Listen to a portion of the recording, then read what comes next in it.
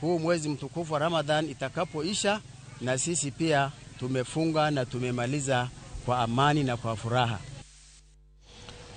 Nukuromo joang moko matimore pinje maoko warang kanyo ni maok tin ne ji 80 wito ngimagi to moko bende moheo 100 oyudo hinyruok bang' ji nyonore manokaluwore kod dhungruok mag dhano e boma ma Sanaa e pinyno mar Yemen.